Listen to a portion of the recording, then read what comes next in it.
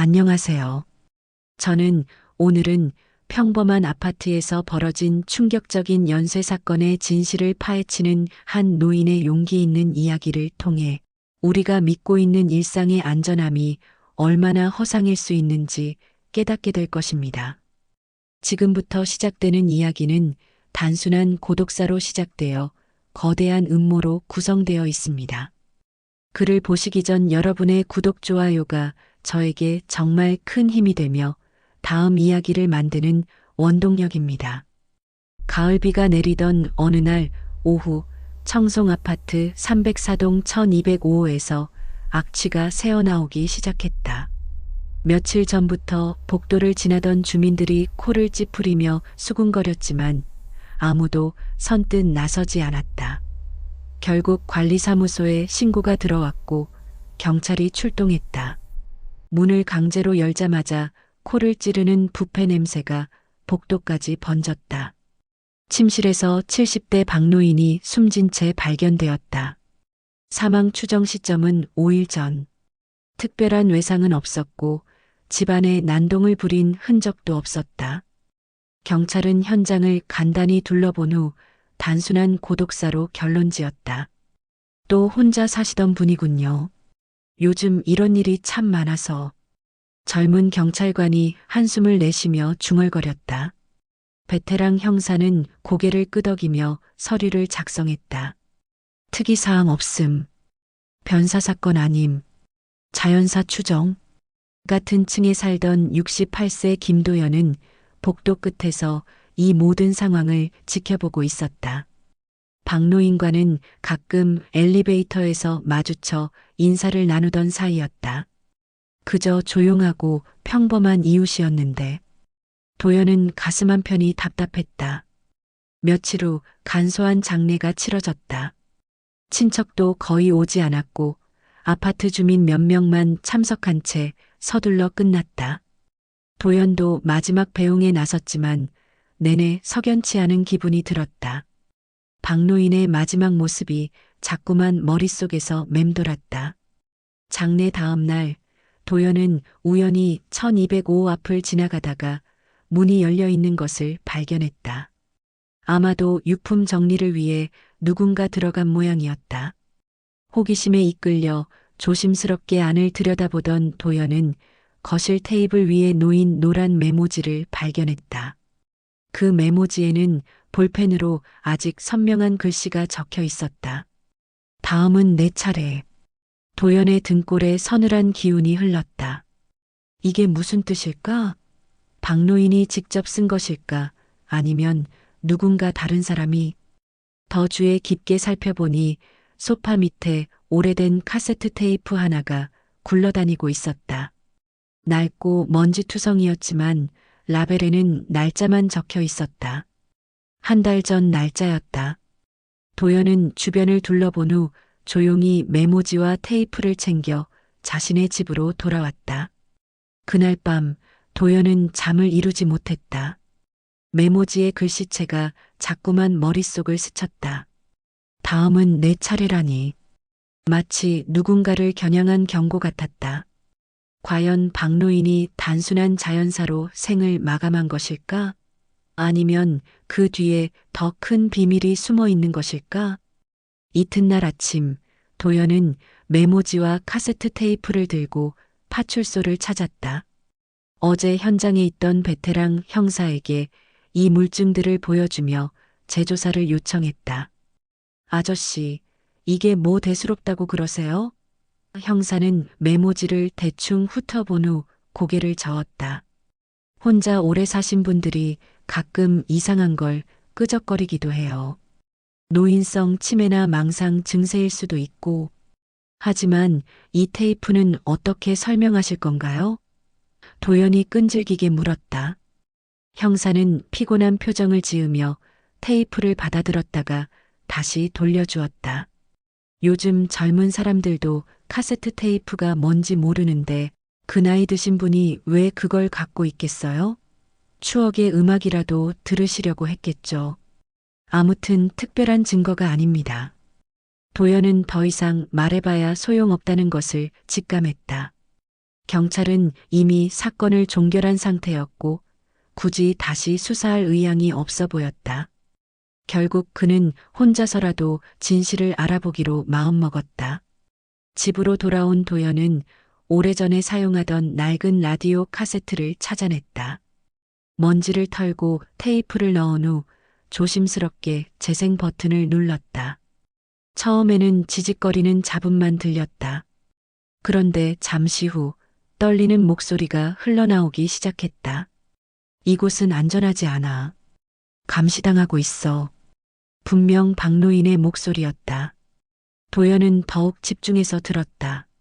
그들이 하나둘씩 우리를 제거하고 있다. 나도 이제 시간이 얼마 남지 않았다. 이 기록을 찾는 사람이 있다면 부디 진실을 밝혀달라. 테이프는 거기서 끊어졌다. 도연의 손이 덜덜 떨렸다. 이게 정말 박노인이 죽기 전에 남긴 유언인가? 그들이라는 것은 누구를 가리키는 것일까? 그리고 하나둘씩 제거한다는 말의 의미는? 갑자기 현관에서 초인종 소리가 들렸다. 도연은 깜짝 놀라 테이프를 멈추고 문을 열었다. 아무도 없었다. 하지만 발치에 작은 쪽지 하나가 떨어져 있었다. 너무 깊이 파지 말아라. 위험하다. 도연은 주변을 둘러봤지만 복도는 텅 비어 있었다. 누군가 자신을 지켜보고 있다는 생각이 들자 온몸에 소름이 돋았다. 박노인의 경고가 현실이 되어가고 있었다. 그날 밤부터 도연은 창문 커튼을 단단히 치고 문에 여러 개의 자물쇠를 걸었다. 하지만 잠은 오지 않았다. 박노인의 떨리는 목소리가 계속 귓가에 맴돌았다. 이곳은 안전하지 않아. 감시당하고 있어. 도연은 결심했다. 두려움에 굴복하지 않겠다. 박노인이 남긴 마지막 부탁을 들어주겠다. 진실이 무엇이든 반드시 밝혀내겠다. 비록 혼자지만 끝까지 포기하지 않겠다는 다짐을 가슴에 새겼다. 다음 날부터 도연은 본격적인 조사에 나섰다. 먼저 박노인의 집에 다시 들어가 더 자세히 살펴보기로 했다. 다행히 아직 문은 잠겨 있지 않았고 유품 정리도 제대로 이루어지지 않은 상태였다. 이번에는 구석구석을 세심하게 뒤져보았다. 침실 옷장 깊숙한 곳에서 오래된 다이어리 2권을 발견했다. 겉표지는 바래고 낡았지만 내용은 비교적 선명하게 보존되어 있었다. 첫 번째 다이어리를 펼쳐보자 도연의 눈이 커졌다. 날짜 순으로 아파트 주민들의 이름과 사망 일자가 적혀 있었다. 2019년 3월 15일 마이너스 이철수 602호 심장마비로 사망. 2020년 1월 8일 마이너스 정순자 1108호 자살로 추정. 2021년 7월 22일 마이너스 최영호 304호 원인 불명 급사. 목록은 계속 이어졌다. 지난 5년간 무려 12명의 주민이 다양한 이유로 세상을 떠났다. 모두 60대 이상의 노인들이었다. 각각의 사망 원인은 달랐지만 박노인은 옆에 작은 글씨로 의문점들을 적어 놓았다. 이철수 마이너스 평소 건강했는데 갑자기 심장마비, 부검도 없이 화장, 정순자, 마이너스 자살 동기 불분명, 유서도 없음, 최영우 마이너스 병원 기록에 특이사항 없었는데 두 번째 다이어리에는 더욱 구체적인 내용이 담겨 있었다. 박노인이 직접 조사한 각 사건의 의혹스러운 점들과 공통점들이 정리되어 있었다. 가장 눈에 띄는 것은 한 가지 패턴이었다. 모든 희생자들이 죽기 전에 한 가지 공통적인 행동을 보였다는 것이다. 바로 아파트의 과거 역사에 대해 질문을 하거나 조사를 시도했다는 점이었다. 도서관에서 옛 신문을 찾아보거나 구청의 토지 이용 현황을 문의하거나 오래된 주민들에게 예전 얘기를 캐물었다는 기록들이 있었다. 다이어리의 마지막 페이지에는 박노인의 마지막 추론이 적혀 있었다. 이들은 모두 30년 전 이곳에 무엇이 있었는지 알려고 했다. 그리고 그 직후 죽었다. 우연의 일치일까? 아니다. 분명히 누군가 입을 막으려 하고 있다. 도연은 다이어리를 읽으며 온몸에 전율을 느꼈다. 12명의 죽음이 모두 연결되어 있다면? 그리고 박노인도 같은 이유로 죽었다면? 그렇다면 자신도 이제 위험에 처한 것은 아닐까? 하지만 호기심과 정의감이 두려움을 압도했다. 도연은 다이어리에 적힌 내용들을 바탕으로 30년 전 이 아파트 부지에 무엇이 있었는지 알아보기로 결심했다. 박노인이 남긴 단서를 따라 진실에 한 걸음씩 다가가야 했다. 그날 밤 도연은 다이어리의 내용을 꼼꼼히 다시 읽으며 계획을 세웠다. 내일부터 본격적으로 30년 전 이곳의 비밀을 파헤쳐 보겠다. 죽은 자들을 위해서, 그리고 아직 살아있는 자신을 위해서도. 조사를 시작한 지 사흘째 되던 새벽 5시, 도연은 현관문 밖에서 들려오는 이상한 소리에 잠을 깼다.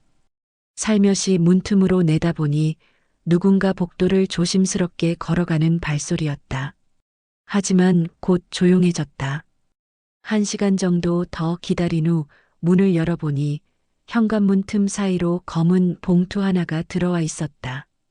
봉투 안에는 흰 종이 한 장이 들어 있었고 거기에는 박노인 집에서 보았던 것과 똑같은 글씨체로 메시지가 적혀 있었다. 너도 곧 알게 될 거야. 도연의 심장이 빠르게 뛰기 시작했다. 누군가 자신의 행동을 감시하고 있었던 것이다. 그리고 경고를 보내고 있었다. 하지만 이것은 오히려 자신이 올바른 방향으로 가고 있다는 증거이기도 했다. 서둘러 옷을 입고 1층으로 내려가 CCTV 관제실에 갔다. 관리사무소 직원에게 새벽 시간대 5층 복도 영상을 확인해 달라고 요청했다. 아저씨, 무슨 일이세요? 젊은 직원이 궁금해하며 물었다. 누군가 우리 집 앞에 이상한 걸 놔두고 갔어요. 혹시 누군지 확인할 수 있을까요? 직원은 친절하게 해당 시간대 영상을 찾아주었다. 하지만 화면에 나타난 건 예상과 달랐다. 새벽 4시 50분경 5층 복도 카메라 앞으로 후드를 깊게 눌러 쓴 인물이 지나가는 모습이 보였다. 그런데 그 인물이 카메라를 의식한 듯 고개를 돌리더니 준비해온 검은 천으로 카메라 렌즈를 가려버렸다. 이상하네요. 카메라를 고의로 가린 것 같은데요? 직원도 놀란 표정을 지었다. 그 후 약 10분간 화면은 암흑 상태였다가 다시 원래대로 복구되었다. 하지만 그 인물의 정체는 끝내 확인할 수 없었다. 완전 범죄에 가까운 치밀함이었다. 도연은 등골이 서늘해졌다. 이것은 단순한 장난이 아니었다. 누군가 전문적으로 자신을 감시하고 있으며 CCTV까지 무력화시킬 정도로 준비된 상대였다. 박노인의 경고가 현실이 되고 있었다. 집으로 돌아온 도연은 문단속을 더욱 철저히 했다. 그리고 혹시 모를 상황에 대비해 비상연락처를 메모해두고 휴대폰 충전도 완벽히 해두었다. 하지만 포기할 생각은 없었다. 오히려 이런 위협을 받는다는 것은 자신이 핵심에 접근하고 있다는 뜻이기도 했다. 그날부터 도연은 더욱 조심스럽게 행동했다. 외출할 때도 뒤를 돌아보며 누군가 따라오는지 확인했고 집에서도 커튼을 단단히 친 채 생활했다. 하지만 진실을 향한 발걸음은 멈추지 않았다. 오히려 이 사건이 단순한 고독사가 아니라 거대한 음모와 연결되어 있다는 확신이 더욱 강해졌다. 누군가 무서워할 만한 비밀이 분명히 숨어 있었다. 그리고 그 비밀을 지키기 위해 지금까지 12명의 목숨을 앗아간 것이다. 도연은 다짐했다. 아무리 위협을 받아도 끝까지 진실을 밝혀내겠다고. 죽은 자들의 원한을 풀어주고 살아있는 사람들을 더 이상의 위험에서 구해내겠다고. 위협에도 굴복하지 않고 조사를 계속한 도연은 마침내 30년 전 이 부지의 비밀을 알아냈다. 구청 지적과에서 찾은 오래된 토지 이용 현황과 당시 신문 기사들을 종합한 결과였다. 1994년 현재 청송 아파트가 들어선 이곳은 거대한 건설 폐기물 매립지였다. 당시 급속한 도시개발로 쏟아져 나온 건축 폐기물들을 처리할 곳이 부족했고 일부 업체들이 불법적으로 이곳에 매립 작업을 진행했다. 문제는 그 과정에서 안전수칙을 완전히 무시했다는 점이었다. 제대로 된 보호장비도 없이 독성 물질이 포함된 폐기물을 다루게 했고 작업 중 발생한 유독가스와 분진에 노출된 노동자들이 속출했다. 공식 기록에 따르면 15명의 노동자가 작업 중 사고로 사망했지만 실제로는 그보다 훨씬 많았을 것으로 추정된다고 기록되어 있었다. 더욱 충격적인 사실은 이 모든 것이 의도적으로 은폐되었다는 점이었다. 당시 시공업체와 지방정부가 결탁하여 사고를 축소 보고했고 유족들에게는 적당한 돈으로 입을 막았다. 언론도 보도를 자제했다. 1995년 매립이 완료된 후 그 위에 아파트 건설이 시작되었다. 토양오염 검사도 제대로 이루어지지 않았고 공사 중에도 종종 이상한 냄새가 올라왔지만 모두 묵살되었다. 1997년 청송 아파트가 완공되어 입주가 시작되었다. 하지만 진실을 아는 사람들은 여전히 살아있었다. 당시 작업에 참여했던 생존 노동자들, 사고로 가족을 잃은 유족들, 그리고 진실을 목격했던 일부 공무원들. 이들 중 일부는 세월이 흘러도 진실을 밝히려 노력했다. 도연은 깨달았다.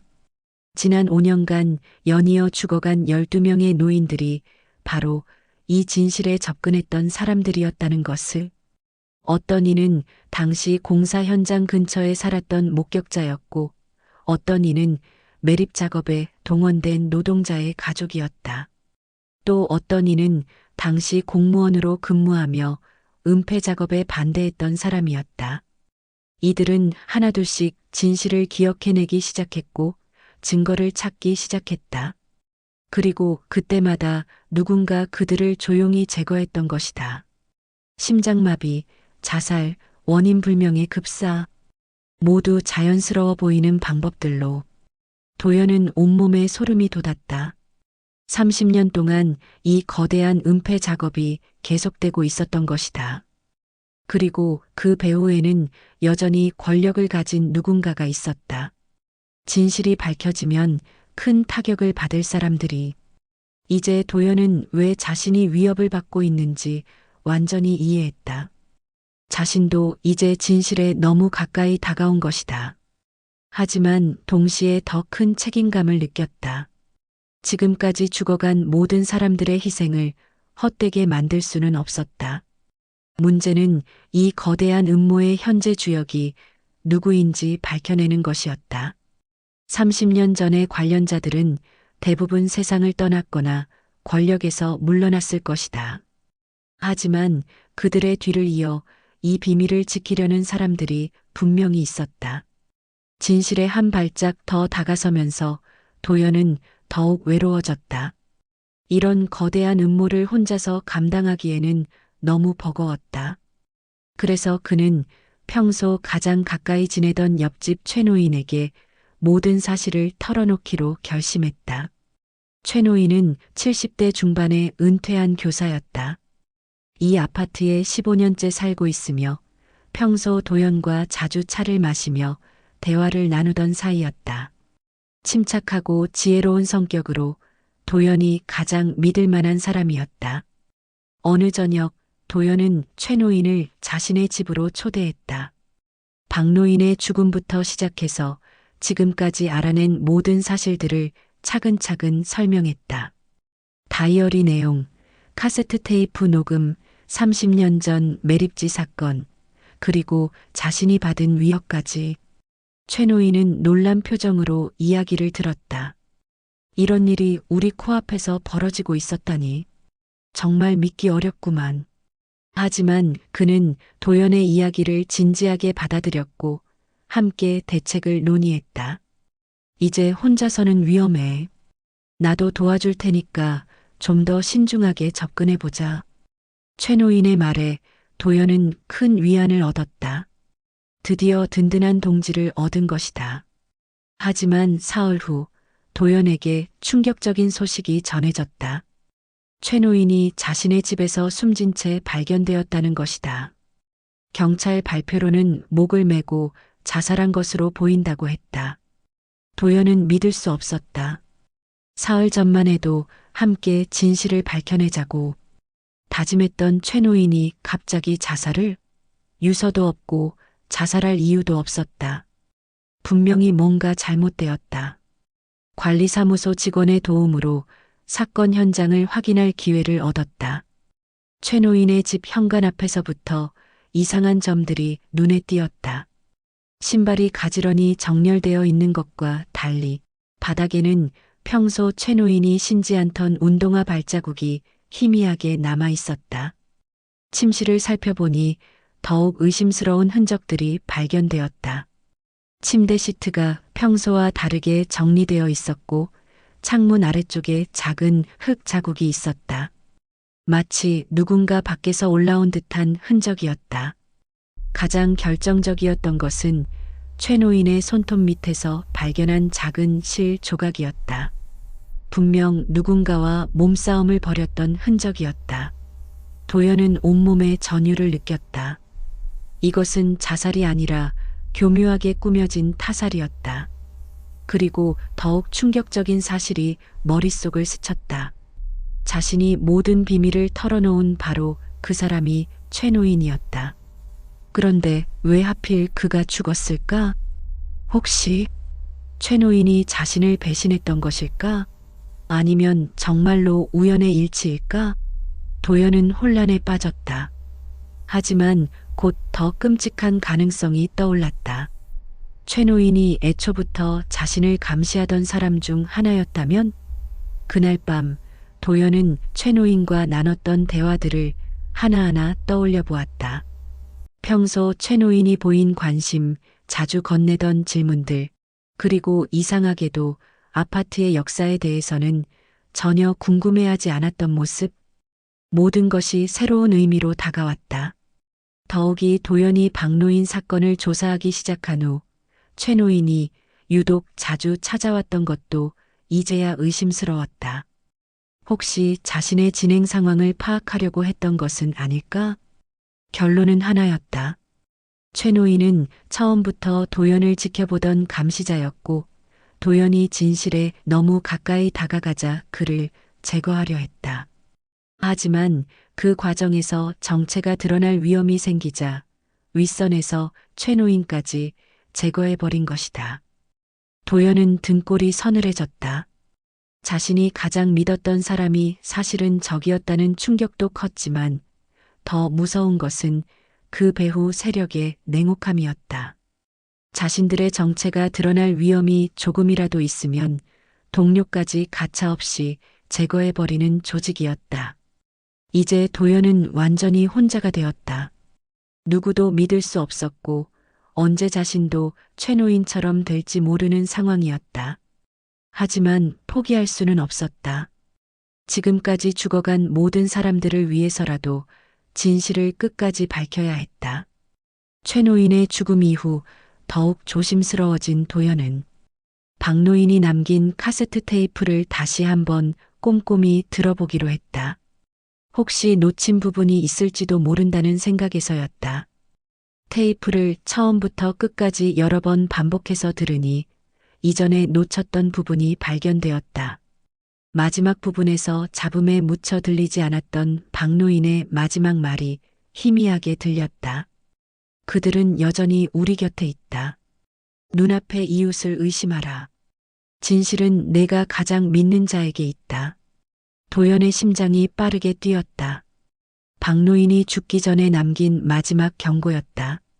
내가 가장 믿는 자에게 진실이 있다는 말은 무슨 뜻일까? 최 노인의 배신을 예견한 것일까? 아니면 다른 누군가를 가리키는 것일까? 도연은 그동안 자신과 가까이 지내온 사람들을 하나씩 떠올려 보았다. 아파트 관리사무소 직원들, 경비원, 같은 층에 사는 이웃들. 그 중에서 자신이 가장 믿고 있는 사람은 누구였을까? 갑자기 한 사람이 떠올랐다. 바로 관리사무소 소장인 김 소장이었다. 50대 중반의 그는 이 아파트에서 10년 넘게 근무해왔고 평소 주민들에게 친절하고 성실한 모습을 보여왔다. 도연도 각종 문제로 관리사무소를 찾을 때마다 그의 도움을 받아왔다. 특히 최근 CCTV 확인을 요청했을 때도, 그리고 최노인 사건 현장을 보고 싶다고 했을 때도 김 소장이 적극적으로 도와주었다. 도연은 그를 신뢰하고 있었다.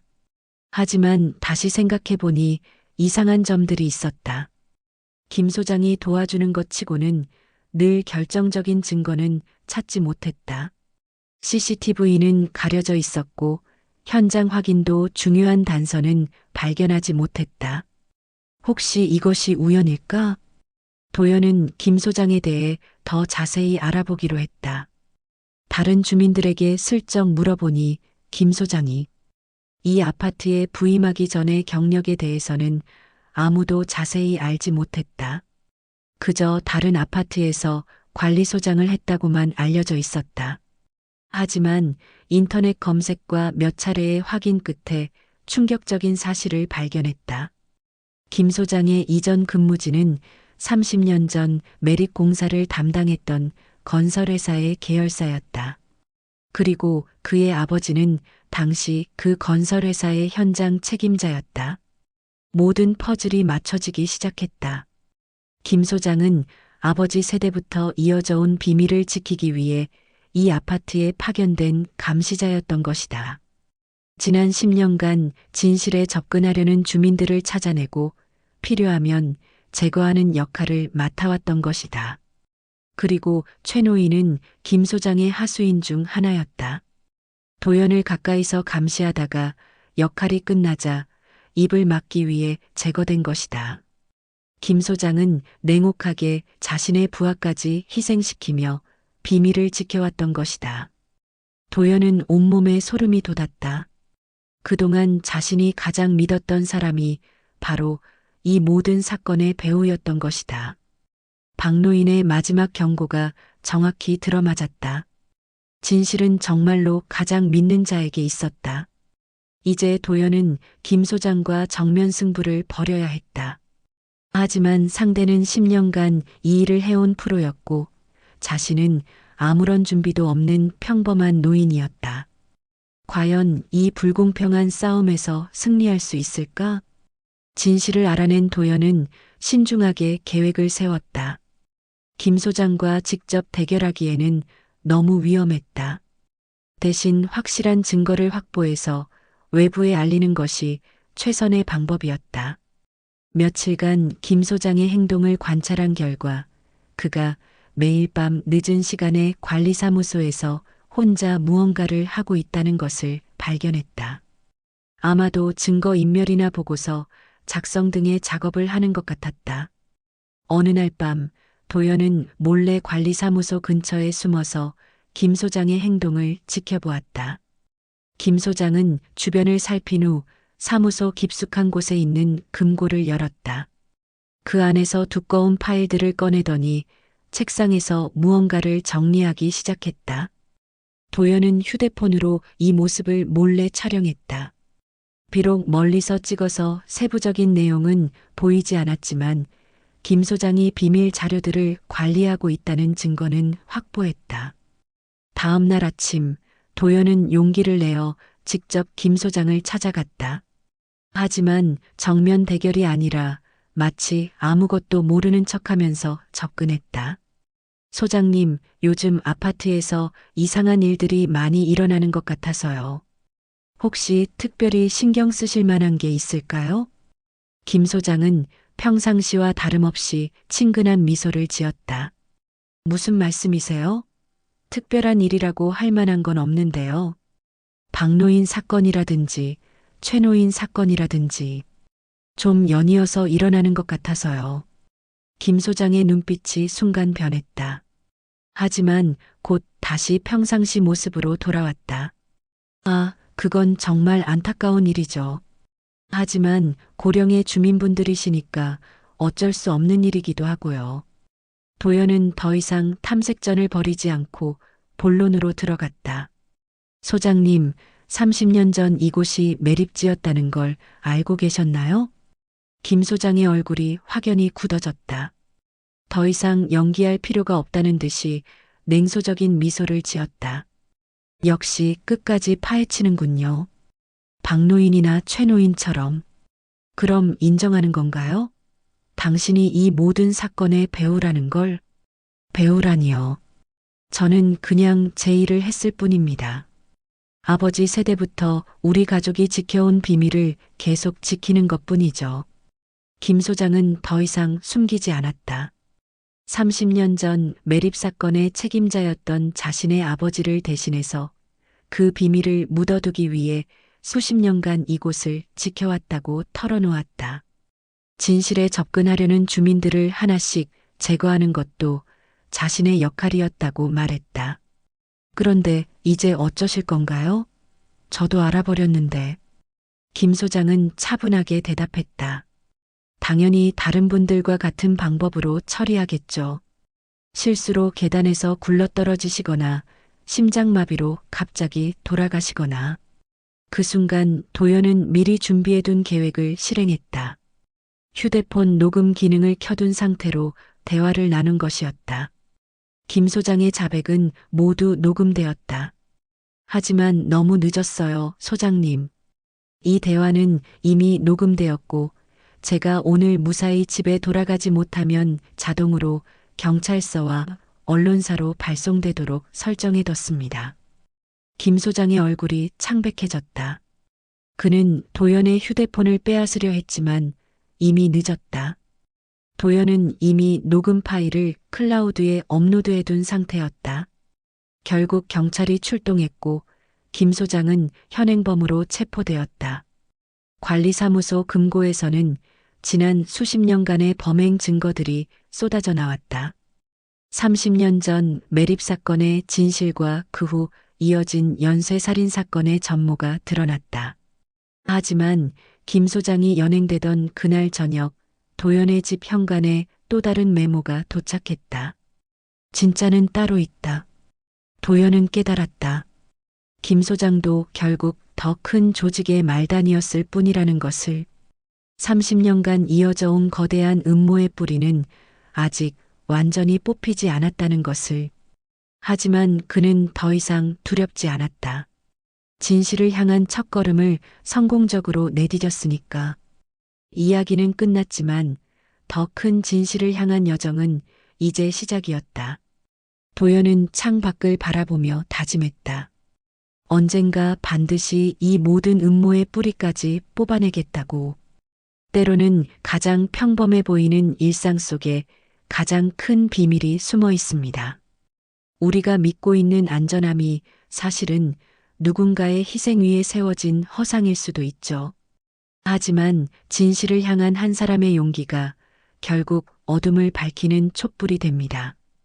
오늘도 우리 주변 어딘가에서 작은 용기를 내는 누군가가 있다면 그들이야말로 세상을 바꾸는 진짜 영웅일 것입니다.